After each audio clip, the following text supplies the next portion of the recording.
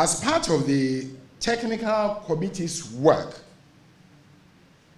we had the opportunity of reviewing existing reports of the EC's Electoral Reform Committee, or committees, in particular the 2015 Reforms Committee proposals. We also had opportunity of looking at international best practices on electoral systems.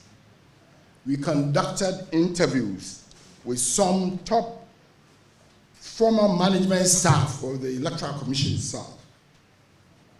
We examined the position papers of the party's own election directorate. We also had access to some pertinent documentation from the EC.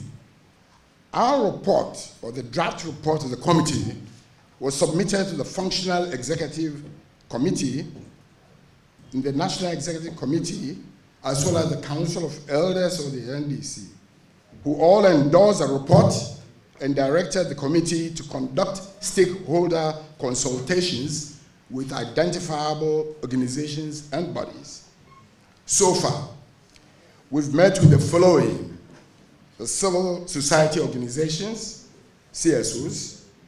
We've met with organized labor, other than the TUC. We've met with Trade Union Congress itself. We've met with the diplomatic community, the US Embassy, UK High Commission, Canadian High Commission, and others.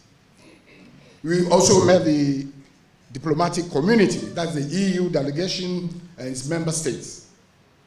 We've met the Christian leaders. We've met NDC Professional Forum.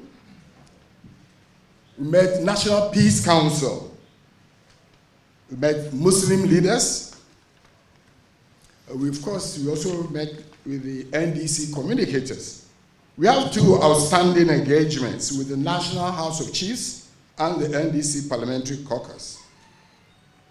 Ladies and gentlemen of the media, the reform proposals. There are 34 recommendations our committee made in all. They are contained in this little booklet, position paper on electoral reforms post-2020 election. I think that will be distributed so you have access to it. The report or recommendations are segregated into parts A and B. It is significant to note that even though we are making 34 recommendations ahead of us, the EC had announced 4 recommendations post-2020. EU, in its own recommendation to the government of Ghana, set out 18 recommendations. As I indicate, the NDC party, per our recommendation, set out 34 points for consideration. The reform proposals in Part A require action by the executive, that's government, the legislature, that's parliament, and bodies other than EC. Part B contains reform proposals requiring action by the Electoral Commission itself. For each reform recommendation, we've provided a background briefing as well as the justification for the recommendation. Ladies and gentlemen of the media, Part A reform recommendations. Part A consists of 10 reform recommendations, of which we consider 3 to be NDC's flagship recommendations. In the first, we propose that members of the EC should be appointed by the President in consultation with the Council of State and with the prior approval of Parliament, provided that the chairperson shall be approved by 2/3 of all the members of Parliament. Now, we draw attention to a similar independent institution of the Constitution, the Supreme Court, whose members are similarly appointed on the advice of the Judicial Council or in consultation with the Council of State as appropriate, but in all cases, with the prior approval of Parliament. In our research, we noted that the Constitutional Review Commission, CRC, of which Mrs. Jane Manson, the current chairperson of the Electoral Commission, was a member, made exactly the same recommendation in its report dated 20th December 2011. And the subsequent government white paper accepted this recommendation. However, it is reported in the Ghanaian Times of Friday, August 20, 2021, at page 17, that His Excellency President Nana Ato Dadzie, at a meeting with the Ghana Anti-Corruption Coalition, stated that he had no interest in implementing the recommendations of the CRC because the process of reviewing the Constitution was flawed. The President is further reported to have said that it is not the business of a sitting president to initiate a review of the 1992 Constitution and expressed no interest in the recommendations of the Commission. The Technical Committee is afraid that the President's position cannot be correct on both counts. This matter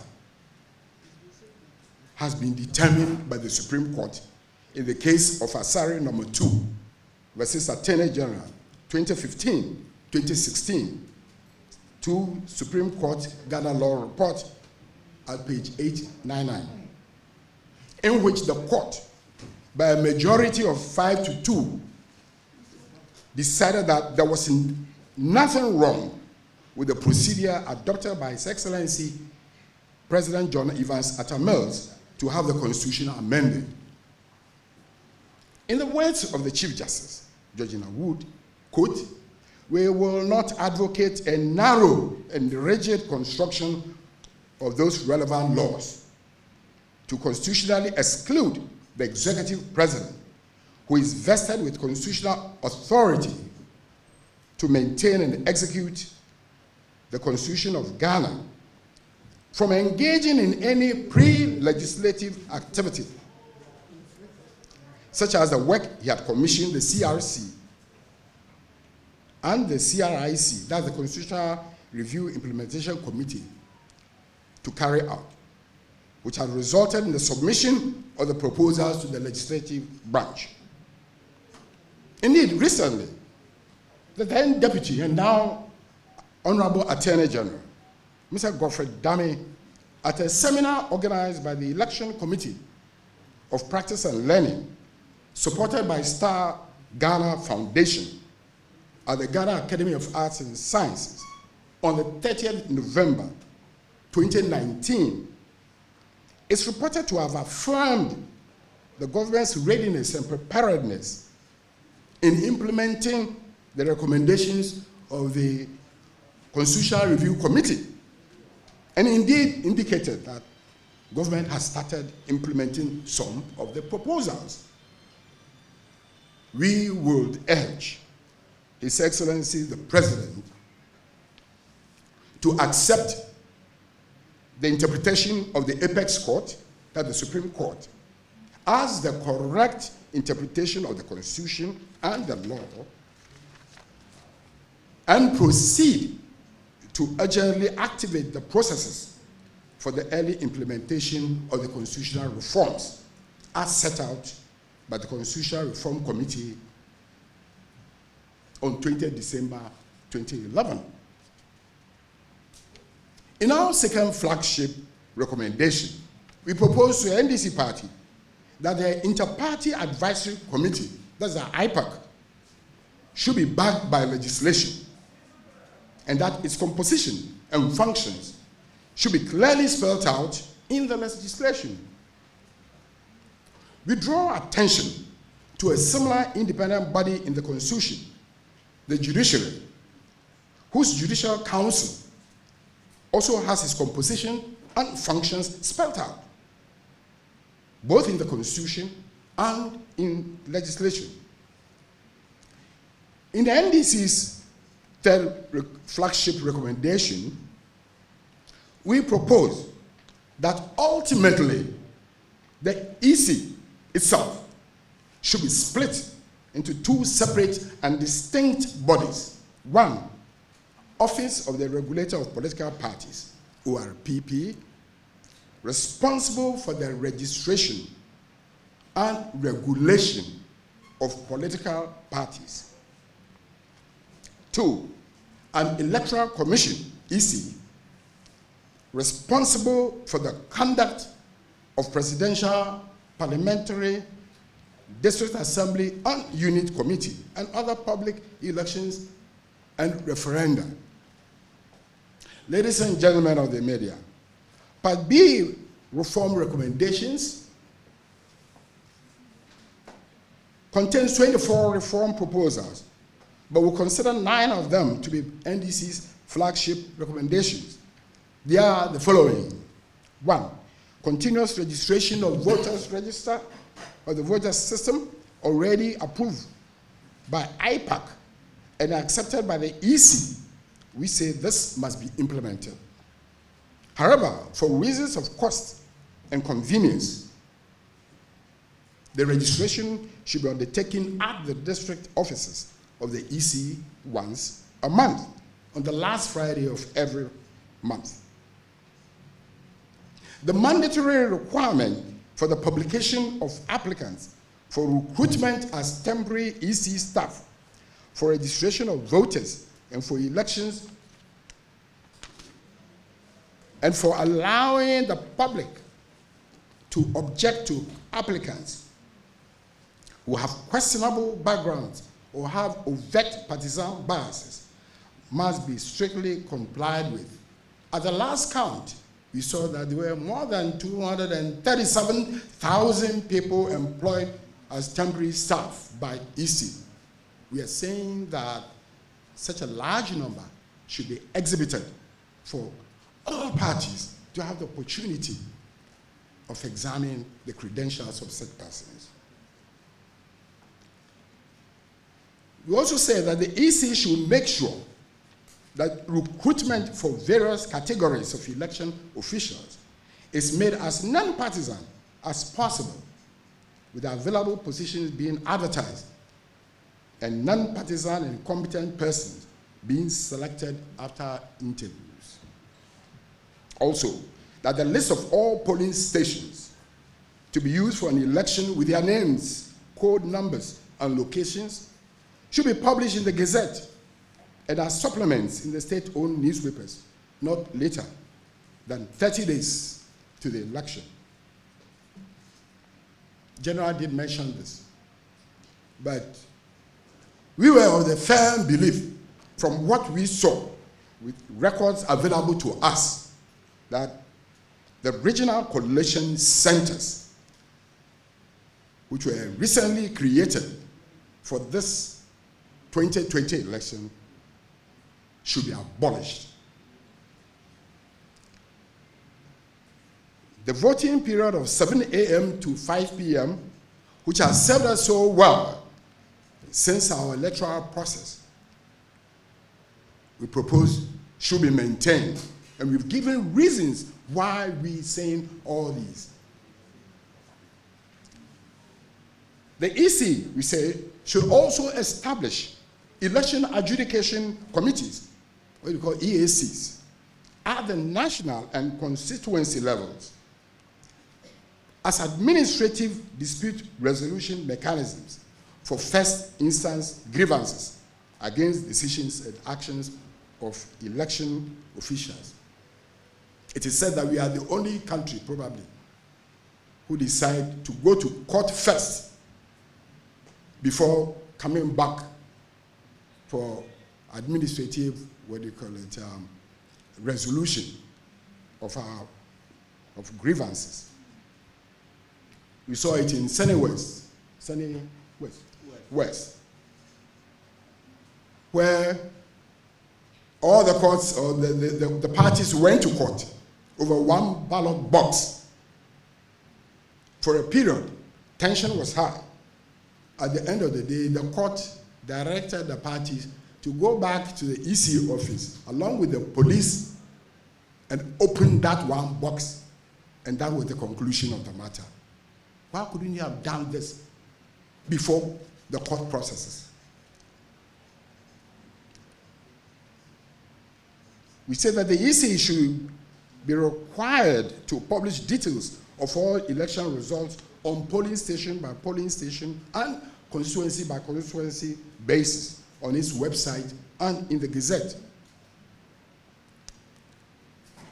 Equally, we say that there must be a public broadcast of the presidential vote collation process at the EC head office, as and when the constituency presidential results are received and certified. This is something that's been done from time immemorial. A huge board is set up, for instance, at the Black Star Square, Independence Square. Everybody participates in the collation process. Ladies and gentlemen of the media, stakeholder engagement proposals. In the stakeholder consultations that we've been engaging in, there have been more than 100 issues raised in relation to our technical committee's reform proposals, as well as some novel proposals for our consideration. The technical committee hopes to use some of these as a basis for supplementary reform proposals to be submitted to the EC and other relevant agencies. Among them are the following. They raise issues with us for our silence on the issue of the increasing monetization of electoral politics, which they think is deafening. They also propose the creation that the proposed office of the regulator of political parties, ORPP, should be redesignated Multi-Party Democracy Commission, MPDC, with an expanded mandate to address the pathologies of the political system and to monitor the health of Ghana's democracy, especially in periods in between elections. They also propose that our proposed name, ORPP, should be changed to Political Parties Regulatory Commission. They proposed further that there should be a cap on political party funding for electoral campaigns. They also proposed that the NDC's engagement with stakeholders should be broadened into a national consultation on electoral reforms. They indicate that the membership of the EC should be technocratic rather than political, with the membership positions being advertised, candidates interviewed, and the most suitable persons appointed. They indicate that there should be a criteria to sieve out registered but inactive and moribund political parties, and political parties that do not appear to be serious from the electoral process from the membership of IPAC. They react that a proposed election adjudication committee should be given a time frame within which to finish their work. But in an interesting development, I think at a TUC or so, they took a snapshot of the recommendation and said the NDC should keep faith with Ghanaians and implement its reform proposals when it finds itself in government. And if the proposals have not been implemented at that time, they will bring that snapshot to show to Professor Kwamna Hoy.